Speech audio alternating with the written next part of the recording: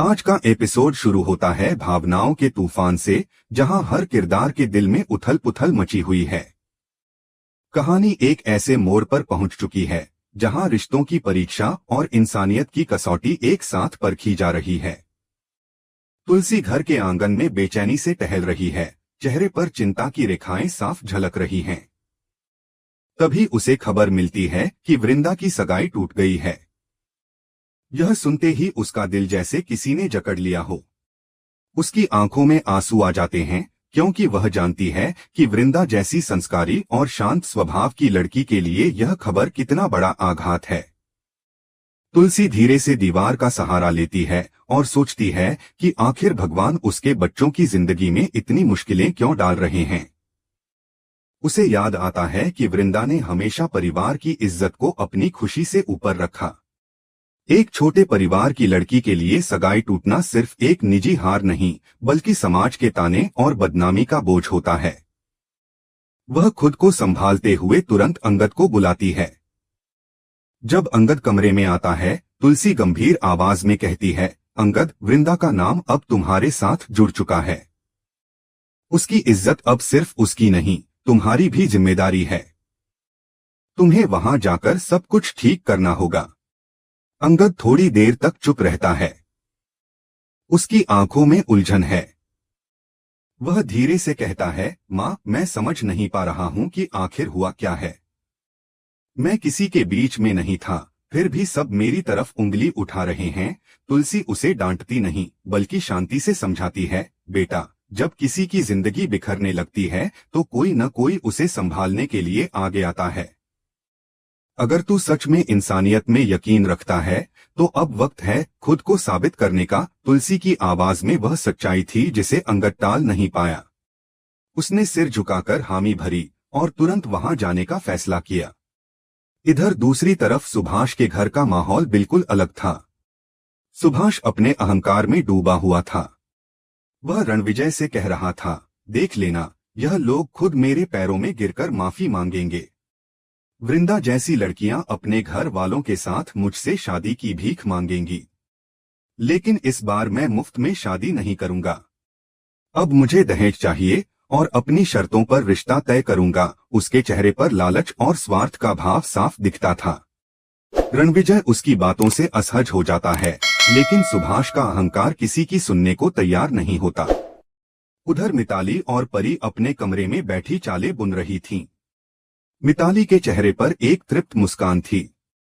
वह कहती है, मैं आज वृंदा के घर गई थी। वहां ऐसा माहौल बना दिया कि लोग उसे ही गलत समझने लगे। यह सुनकर परी की आंखों में चमक आ जाती है। वह हंसते हुए कहती है, बहुत बढ़िया किया मिताली, अब वृंदा की जिंदगी बर्बाद हो जाएगी और अंगद खुद ब खुद मेरे करीब आ जाएगा। दोनों की हंसी में चालाकी झलक रही थी, जैसे उन्हें किसी की जिंदगी तबाह करने में भी मजा आ रहा हो। लेकिन दर्शक जानते हैं कि यही उनकी साजिश आगे जाकर उन्हीं पर भारी पड़ेगी। इसी बीच तुलसी एक बार फिर अंगद से बात करती है। वह उसे भावुक होकर कहती है, अगर तू सच में एक अच्छा इंसान है तो तुझे वृंदा के घर जाकर उस पर लगे सारे झूठे इल्जामों को मिटाना होगा। लोग क्या कहेंगे यह मत सोच, बस इतना सोच कि एक निर्दोष लड़की की इज्जत तेरे एक कदम से बच सकती है। अंगद मां की आंखों में दर्द और सच्चाई देखता है। वह बिना कुछ कहे उठता है और निकल पड़ता है।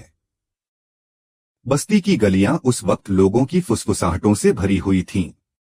हर कोई वृंदा के बारे में बात कर रहा था। जैसे ही अंगद वहां पहुंचता है, सबकी निगाहें उसी पर टिक जाती हैं। कुछ लोग कहने लगते हैं, वही है जिसकी वजह से सगाई टूटी। कुछ औरतें आपस में फुसफुसाती हैं, अरे यही तो है वो लड़का जिसने हमारी वृंदा की जिंदगी बर्बाद कर दी। अंगद के दिल पर जैसे कोई बोझ उतर आता है। वह खुद को रोकता है, लेकिन उसके कानों में हर ताना चुभता है।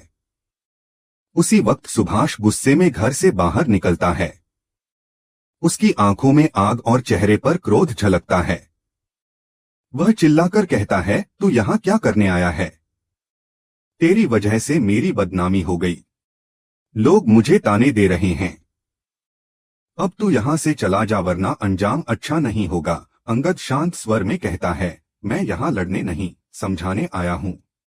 जो कुछ हुआ वो गलतफहमी थी। वृंदा निर्दोष है, उसने कुछ गलत नहीं किया, लेकिन सुभाष सुनने को तैयार नहीं होता। भीड़ और बस्ती के लोग तमाशा देखने के लिए जमा हो जाते हैं।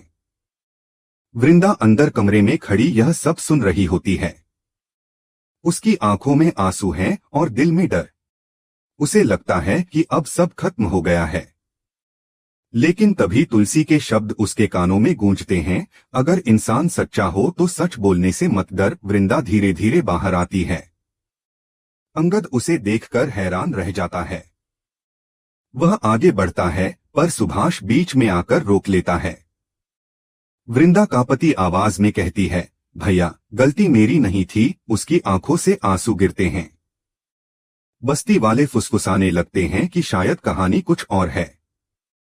अंगद भीड़ की तरफ देखकर कहता है, वृंदा को बदनाम करने की कोशिश की गई है, लेकिन सच्चाई यह है कि उसने किसी के साथ गलत नहीं किया। अगर किसी को शर्म आनी चाहिए तो उन लोगों को जिन्होंने झूठ फैलाया। यह सुनकर परी और मिताली के चेहरे का रंग उड़ जाता है, क्योंकि अब उन्हें अंदेशा हो जाता है कि उनकी चालें उजागर होने वाली हैं। एपिसोड का अंत अंगद और वृंदा के आमने सामने आने पर होता है। दोनों के बीच की खामोशी बहुत कुछ कह जाती है। बस्ती के लोग भी धीरे धीरे शांत हो जाते हैं, जैसे हवा में सच्चाई की महक फैल गई हो। तुलसी की दूर खड़ी आंखें भर आती हैं, क्योंकि उसे यकीन हो चुका है कि सच की लड़ाई अभी शुरू हुई है और उसका बेटा अब एक नई राह पर कदम रख चुका है, इंसानियत और सच्चाई की राह पर। सुभाष की आंखों में जैसे अब इंसानियत की कोई झलक बाकी नहीं थी।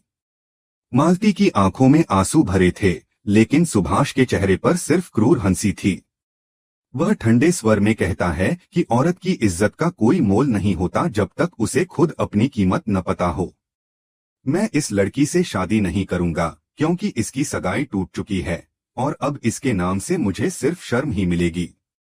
मालती की आंखों से आंसू बहने लगते हैं। वह उसके पैरों में गिर जाती है और कहती है, सुभाष, अगर तू ऐसा करेगा तो मेरी बेटी का जीवन खत्म हो जाएगा। तू चाहे मेरी जमीन ले ले, मेरे गहने ले ले, लेकिन मेरी बेटी की इज्जत मत लूट। सुभाष झटक कर अपने पैर पीछे कर लेता है और कहता है, मुझे किसी की जमीन नहीं चाहिए, मुझे अपनी शर्तों पर जिंदगी जीनी है। वृंदा के घर में सन्नाटा छा जाता है। सभी के चेहरों पर निराशा साफ झलकती है। उसी समय अंगद आगे बढ़ता है और दृढ़ स्वर में कहता है, अगर तुम जैसे लोग समाज की इज्जत तय करेंगे तो यहाँ किसी भी लड़की की इज्जत सुरक्षित नहीं रहेगी। सुभाष गुस्से में उसकी ओर बढ़ता है और कहता है, तू कौन होता है बोलने वाला? क्या तू इसका मसीहा है? अंगद जवाब देता है, नहीं, मैं इसका मसीहा नहीं, इंसान हूँ और मुझे यह बर्दाश्त नहीं कि किसी लड़की की जिंदगी यूं बर्बाद कर दी जाए सिर्फ तुम्हारे अहंकार के कारण। वृंदा यह सब सुनती है और उसके भीतर का दर्द और बढ़ जाता है। उसका दिल कहता है कि कोई तो है जो उसके लिए आवाज उठा रहा है, लेकिन समाज के डर ने उसके होठों को बंद कर दिया है। बस्ती के लोग तमाशा देख रहे होते हैं, कोई अंगद का साथ दे रहा है तो कोई सुभाष की हाँ में हाँ मिला रहा है। तभी वृंदा की सहेली कहती है, अगर अंगद न होता तो आज कोई हमारी तरफ देखता भी नहीं। मालती भी कहती है, भगवान ने हमें शायद इस लड़के के रूप में उम्मीद भेजी है। मगर सुभाष के गुस्से का पारावार नहीं था। वह कहता है, तू मुझे सिखाएगा क्या सही है क्या गलत? तेरे जैसे लोगों की वजह से ही औरतें बिगड़ती हैं। अंगद चिल्लाकर कहता है, और तुम्हारे जैसे लोगों की वजह से औरतें चुप रहती हैं। आज मैं किसी की चुप्पी नहीं बनने दूंगा। वृंदा के पिता दरवाजे पर आकर कहते हैं, बस करो अंगद, अब और मत बोलो। हमारा सिर पहले ही शर्म से झुका हुआ है। तू अगर सच में हमारी मदद करना चाहता है तो यहाँ से चला जा। लेकिन अंगद का दिल नहीं मानता। वह वृंदा की आंखों में देखता है और कहता है, मैं तब तक नहीं जाऊंगा जब तक तुम्हारे साथ हुए अन्याय को सही नहीं कर देता। वृंदा कांपती आवाज में कहती है, कृपया आप चले जाइए, आपके आने से सब और बिगड़ जाएगा। लेकिन उसकी आंखों में एक गहरा डर और साथ ही एक कृतज्ञता झलक रही होती है। तभी बाहर बस्ती के कुछ लोग चिल्लाते हुए आते हैं। उन्होंने अफवाह फैला दी थी कि अंगद और वृंदा का रिश्ता पहले से ही था और अब वह उसे भगाने आया है। माहौल बिगड़ने लगता है। मालती दोनों हाथ जोड़कर सबको समझाने की कोशिश करती है, लेकिन कोई सुनने को तैयार नहीं होता।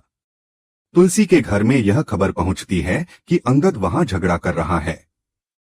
तुलसी के दिल की धड़कनें तेज हो जाती हैं। वह सोचती है कि अगर अब कुछ गलत हुआ तो न सिर्फ वृंदा की बल्कि अंगद की भी जिंदगी खत्म हो जाएगी। वह बिना देर किए वहां पहुंचने का फैसला करती है। वहीं रणविजय, जो अब तक छिपा हुआ था, सब सुन रहा होता है। उसके दिमाग में चालें चलने का सिलसिला शुरू हो जाता है। वह खुद से कहता है, अगर अंगद इस लड़की की मदद कर गया तो तुलसी का सारा भरोसा उसी पर रहेगा और मैं उसके जीवन से बाहर हो जाऊंगा। मुझे अब कुछ ऐसा करना होगा जिससे ये दोनों एक दूसरे के खिलाफ हो जाएं। उधर वृंदा की हालत और भी खराब हो जाती है। वह रोते हुए कहती है, मुझसे क्यों हुआ ये सब? मैंने तो सिर्फ सच्चाई और इज्जत की राह पकड़ी थी, फिर भी मुझे ही गलत ठहराया जा रहा है। अंगद उसके पास आता है और कहता है, तुमने कुछ गलत नहीं किया वृंदा, गलती इस समाज की सोच में है जो हर लड़की को एक चीज समझता है, इंसान नहीं। इसी बीच तुलसी वहां पहुंचती है। वह सबको शांत करती है और सुभाष से कहती है, अगर तुम्हें पैसे चाहिए तो ले लो, लेकिन इस लड़की की जिंदगी से मत खेलो। सुभाष घमंडी लहजे में कहता है, अब बहुत देर हो चुकी है तुलसी जी, अब तो मैं अपनी शर्तों पर ही बात करूंगा। तुलसी सख्त आवाज में कहती है, शर्तें इंसान रखता है, भगवान नहीं बनता। अब फैसला तेरे नहीं, ऊपर वाले के हाथ में है। सभी के बीच यह तनाव बढ़ता जाता है। अंगद तुलसी की ओर देखता है और उसे एहसास होता है कि उसकी मां हमेशा सही थी, कभी भी किसी की इज्जत को लांछन से दबने नहीं देना चाहिए। वह सुभाष की ओर बढ़ता है और कहता है, अगर तू इस शादी से इनकार करेगा तो मैं पूरे शहर को बता दूंगा कि तूने इस लड़की की जिंदगी के साथ खेला है। सुभाष डर जाता है, लेकिन अपने अहंकार में कहता है, कर जो करना है। वृंदा बेहोश होकर गिर जाती है। सब दौड़कर उसकी ओर जाते हैं। तुलसी उसे गोद में लेकर कहती है, बेटी हिम्मत मत हार, भगवान हमारे साथ है। अंगद उसकी मदद करता है और धीरे धीरे उसे होश आता है। वृंदा की आंखों में अब एक नई चमक होती है, जैसे उसने तय कर लिया हो कि अब वह किसी से नहीं डरेगी। इसी बीच बाहर रणविजय खड़ा सब देख रहा होता है और उसके चेहरे पर एक चालाक मुस्कान होती है। वह सोचता है, तू चाहे कितनी भी कोशिश कर ले अंगद, अब मैं ऐसा खेल खेलूंगा कि सब कुछ उल्टा पड़ जाएगा। तुलसी और अंगद वृंदा को संभालते हैं, लेकिन उन्हें नहीं पता कि असली तूफान तो अब आने वाला है, जो सबकी किस्मत बदल देगा।